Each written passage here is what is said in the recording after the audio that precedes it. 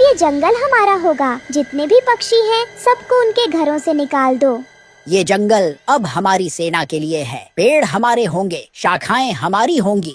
चींटियां पेड़ों पर चढ़ती है और घोंसलों को गिरा देती है। पक्षी डरकर उड़ जाते हैं। वहीं रानो चिड़िया का घोंसला भी टूट गया था। वो अपने बच्चों के साथ रो रही थी।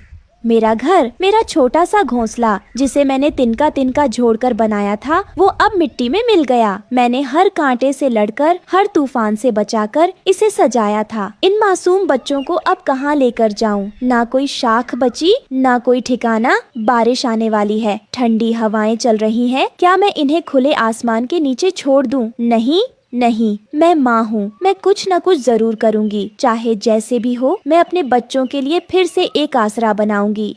माँ, हम अब कहाँ सोएंगे? क्या अब हमें भूखा रहना पड़ेगा? नहीं मेरे लाल, नहीं। तुम्हारी माँ हार मानने वालों में से नहीं है। ये शाखाएं भले टूट गई हों, लेकिन मेरा हौसला अब भी जिंदा है। हमने कितने मौसम देखे हैं, गर्मी, सर्दी, आंधी, पर आज जो हुआ वो सबसे बुरा था। वहीं दूसरे पेड़ के पास एक मैना भी अपने टूटे घोंसले के पास बैठी रो रही थी।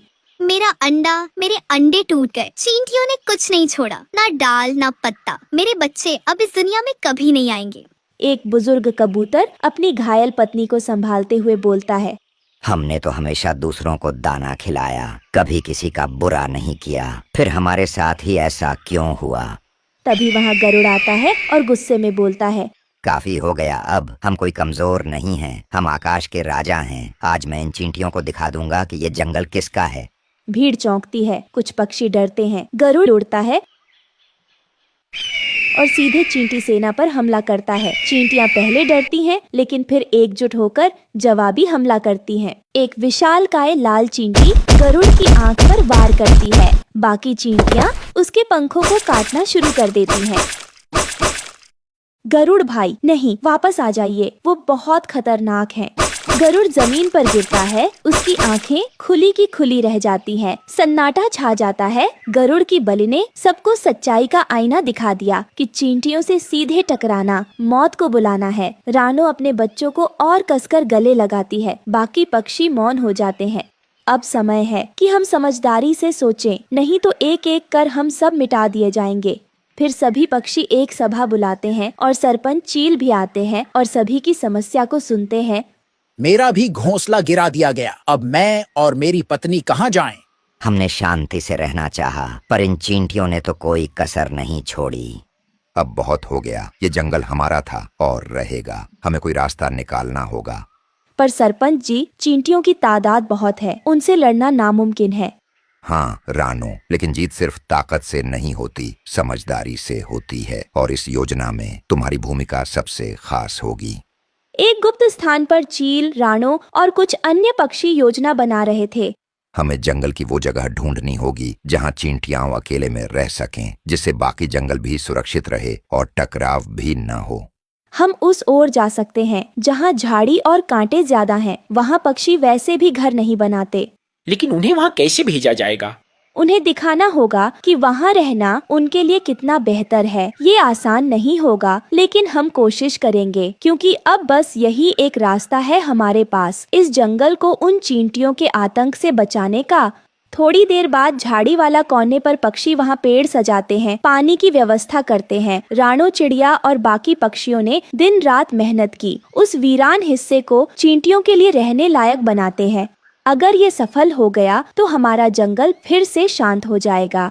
फिर थोड़ी देर बाद उन पक्षियों का सामना चींटी के ढेर से होता है। रानो उन्हें समझाते हुए कहती है, हम आपके लिए जंगल का एक सुंदर कोना बना चुके हैं। वहाँ न कोई टकराव होगा, न कोई परेशानी। क्या आप शांति से वहाँ बसना चाहेंगे? हमें शांति चाहिए और वह जगह भी उपयुक्त लगती है। हम वहाँ चले जाएंगे। लेकिन ध्यान रखना, अब अगर कोई पक्षी हमारी सीमा में आया तो युद्ध निश्चित है। और अगर कोई चींटी पक्षियों के घरों में घुसी तो जवाब भी मिलेगा। हम सब अब एक समझौते के तहत रहेंगे। राजा चिट्टा और रानी चींटी उनका प्रस्ताव स्वीकार कर लेते हैं। फिर थोड़ी देर बाद जंगल में सभी पक्षियों के घर चहचहा रहे थे। बच्चे खुशी से खेल रहे थे। रानो चिड़िया की सूझबूझ और पक्षियों की एकता ने जंगल को तबाही से बचा लिया। चींटियां अपने नए महल में खुशी खुशी रहने लगीं। कभी कभी लड़ाई से बड़ी चीज होती है समझदारी और साथ। हमने हार नहीं मानी, हमने रास्ता ढूंढा। अब पूरा जंगल हरा भरा था। एक ओर चींटियों का सुंदर महल और दूसरी ओर चहचहाते पक्षी के घोंसले जिनमें बच्चे खुशी खुशी रहने लगे। जंगल के चौपाल में जहाँ कुछ पक्षी आराम से बैठे हुए थे, वहाँ का माहौल शांत था। बस चिड़ियों की आवाजें आ रही थीं। वहीं मिट्ठू दादाजी पेड़ की चौकी पर बैठे थे। उनके पास जंगल में रहने वाली गरीब रानो चिड़िया आती है। दादाजी, क्या सच है कि हमारे जंगल के पुराने मंदिर में खजाना छुपा है? हाँ बेटी, वह मंदिर राजा भोज के समय का है। वहाँ खजाना तो है, लेकिन जिसने भी उसे लेने की कोशिश की उसका अंत हमेशा बुरा हुआ है। क्या हम उसे खोज सकते हैं? बेटी, उस मंदिर की रखवाली एक अदृश्य शक्ति करती है। जो भी लालच करता है वह कभी वापस नहीं आता। अच्छे लोग भी वहाँ गए, लेकिन ये बात सुनकर रानो चिड़िया अपने घर चली जाती है। रानो चिड़िया का घर मिट्टी का था, जहाँ बिस्तर पर उसकी माँ बीमार लेटी हुई थी। वहीं रानो उदास और चिंतित बैठी हुई मन ही मन सोच रही थी, माँ की तबीयत बिगड़ती जा रही है। अगर मैं मंदिर का खजाना ले आऊं तो माँ का इलाज करवा सकती हूँ, लेकिन क्या वह जगह सच में खतरनाक है? जो भी हो, मुझे यह रिस्क लेना ही होगा। मेरे पास कोई और चारा नहीं है। ये कहकर रानो चिड़िया हिम्मत करती है और अपने सफर पर निकल पड़ती है। घना जंगल, रात का समय, आसमान में बादल छाए हुए थे। अंधेरा चारों ओर था। वहीं रानो चिड़िया अपने पंखों में मशाल लिए आगे बढ़ रही थी। मुझे डरना नहीं है। माँ के लिए मुझे हर डर से लड़ना होगा। माँ की जिंदगी मेरे पंखों में है और मैं उसके लिए किसी भी हद तक जाऊंगी। चाहे यह जंगल मुझे डराने की कितनी भी कोशिश कर ले, मैं नहीं रुकूंगी। मुझे इस परीक्षा को पार करना ही होगा, अपनी माँ के लिए, अपने गाँव के लिए और खुद के लिए भी। वहीं तेज हवा चलती है। मशाल की लौ कांपने लगती है। पेड़ों की शाखाएं डरवाने आकार बना रही थीं। तभी एक जादुई रहस्यमयी जादुई आवाज गूंजती है, लौट जाओ, लालच का अंत बुरा है। ये आवाज सुनकर रानो चिड़िया के माथे पर पसीना था और उसके पंख कांप रहे थे। नहीं, यह मेरा वहम है, मुझे आगे बढ़ना होगा। फिर कुछ समय बाद रानो चिड़िया आखिरकार अपनी मंजिल पर पहुंच जाती है। प्राचीन विशाल मंदिर, जहाँ के दरवाजे पर जंजीरें, चारों ओर रहस्यमयी नक्काशी। तभी रानो चिड़िया की नजर उस पर लिखे हुए शब्दों पर पड़ती है, जो सत्य और साहस के साथ आएगा वही जीवित लौटेगा, लेकिन 3 पहेलियों का उत्तर ही दरवाजा खोलेगा। तभी अचानक से पत्थर की मूर्ति की आंखें चमकने लगती हैं। पहली पहेली में चलता हूँ पर मेरे पाँव नहीं। मैं रुकता हूँ पर खड़ा नहीं रहता। मैं लौटता नहीं, फिर भी सबका इंतजार करता हूँ। बताओ मैं कौन? ये सुनकर रानो चिड़िया सोच में पड़ जाती है। फिर अचानक उसकी आंखें चमकती हैं। समय, इसका उत्तर समय है। तभी दरवाजे की एक जंजीर खुलने की आवाज आती है। इसी तरह रानो चिड़िया बाकी की 2 पहेलियों का भी सही उत्तर दे देती है, जिसके बाद उस रहस्यमयी मंदिर का दरवाजा खुल जाता है। रानो चिड़िया देखती है कि मंदिर के अंदर एक विशाल हॉल, जिसके बीच में खजाने का संदूक रखा हुआ था। तभी अचानक से जमीन फटने लगती है और तेज रोशनी के साथ एक विशाल नागिन वहाँ पर प्रकट होती है। ठहरो चिड़िया, इस खजाने तक पहुंचने का साहस तुमने कैसे किया? मैं लालच के लिए नहीं आई, मैं अपनी माँ की जान बचाने के लिए यहाँ आई हूँ। फिर नागिन की आंखें चमकती हैं और वो रानो चिड़िया को घूरते हुए कहती है, हर कोई यही कहता है, लेकिन खजाना सिर्फ उसी का होता है जिसका हृदय पवित्र हो। अब तुम्हारी परीक्षा होगी। तभी 3 रहस्यमयी चक्र हवा में प्रकट होते हैं। एक पर वृक्ष, दूसरे पर जल, तीसरे पर सूर्य। सत्य की राह पर चलने वाला कौन सा चक्र चुनेगा? ये सुनकर रानो चिड़िया थोड़ी चिंतित हो जाती है, लेकिन वो हिम्मत के साथ जवाब देती है, सूर्य। सूर्य प्रकाश और सत्य का प्रतीक है। तभी चक्र चमक उठता है। पूरा हॉल रोशनी से भर जाता है। नागिन शांत हो जाती है। सही उत्तर। अब अंतिम परीक्षा, इस खजाने का उपयोग केवल भलाई के लिए करना। यदि इसे लालच में उपयोग किया तो यह तुम्हें नष्ट कर देगा। मैं इस खजाने का इस्तेमाल अपनी माँ के इलाज के लिए करूंगी और बाकी बचा अपने जंगल के लिए।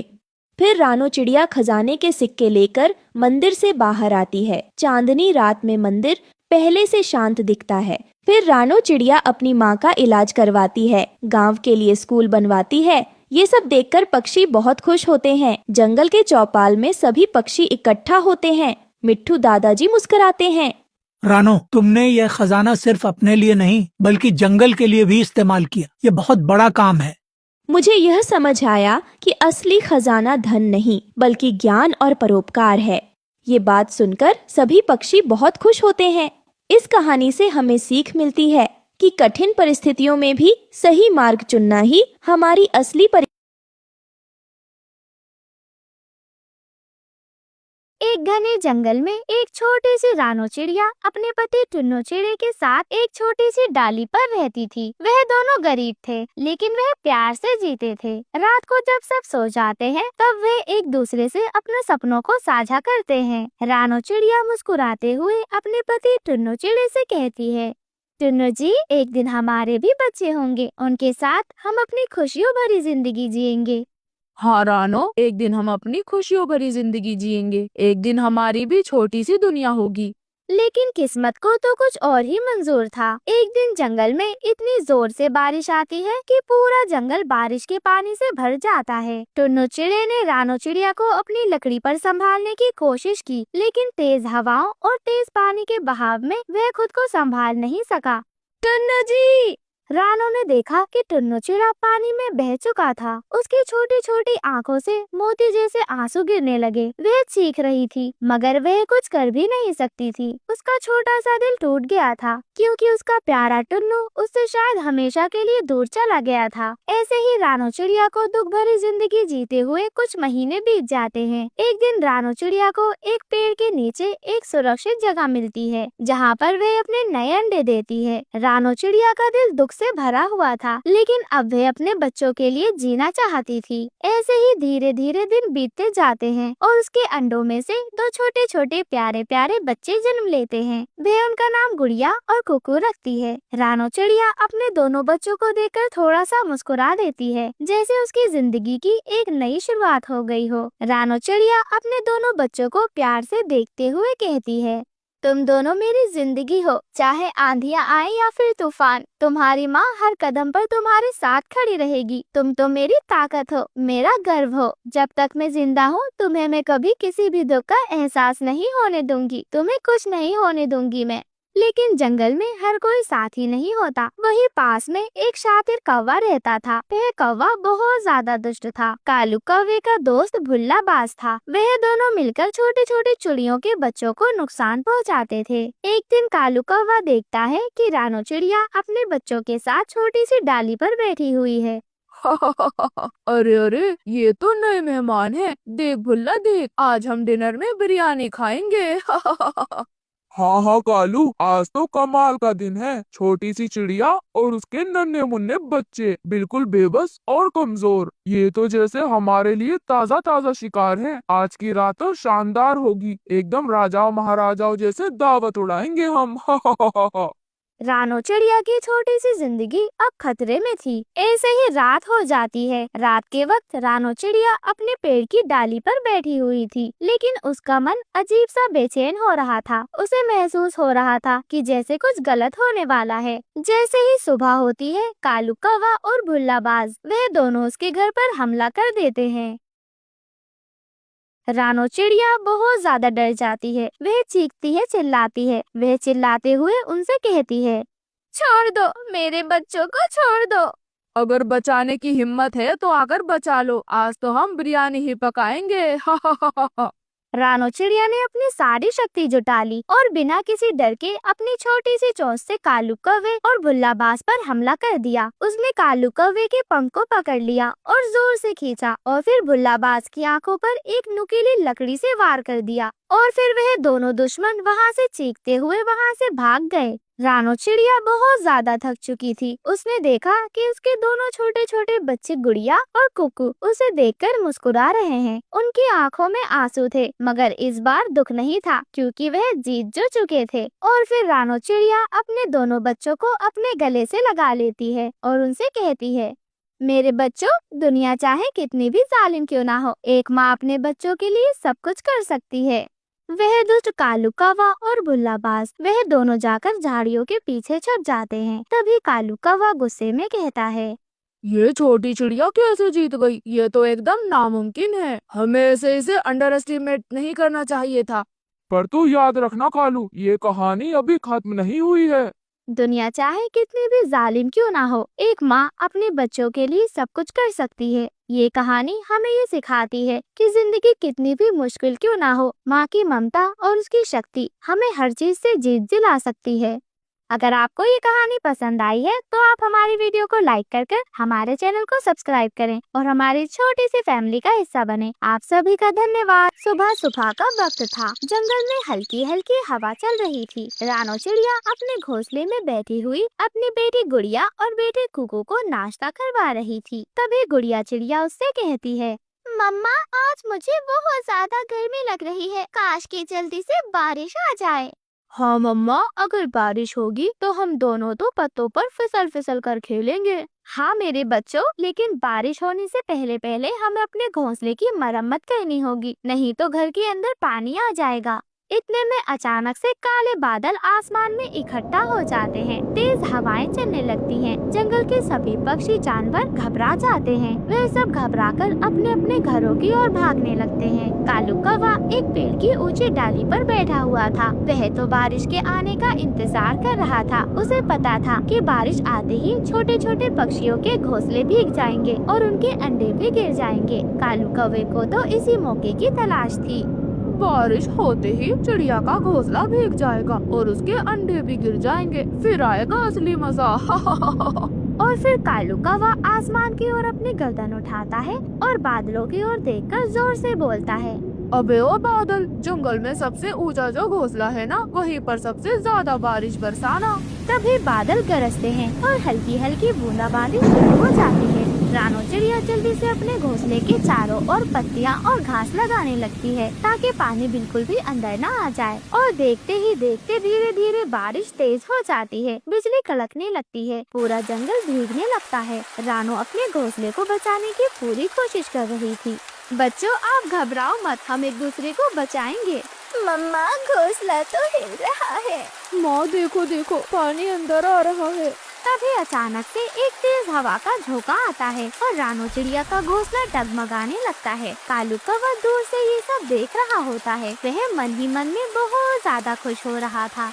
अब देखो, अब आएगा असली मजा। ये बारिश अब तुम्हारे घोंसले को बहा कर ले जाएगी। रानो चिड़िया, तुमने कितनी मेहनत से बनाया था, लेकिन क्या ही फायदा, तुम्हारा ये मजबूत घोंसला अब कुछ ही पलों में टूटकर नीचे गिर जाएगा और तुम्हारे नन्हे मुन्ने बच्चे कहाँ रहेंगे? किधर जाओगी तुम? इतने में अचानक से एक तेज आंधी चलती है और कुछ बड़े बड़े पत्ते उड़कर रानो चिड़िया के घोंसले पर गिर जाते हैं, जिससे रानो चिड़िया का घोंसला बिल्कुल सुरक्षित हो जाता है। लेकिन रानो चिड़िया के घोंसले की नीचे की डाली टूटने लगती है। रानो चिड़िया फौरन अपने पंखों से अपने बच्चों को ढक लेती है। पानी लगातार बरस रहा था। रानो चिड़िया हिम्मत नहीं हारती और अपने टूटे हुए तिनकों को फिर से जोड़ने लगती है।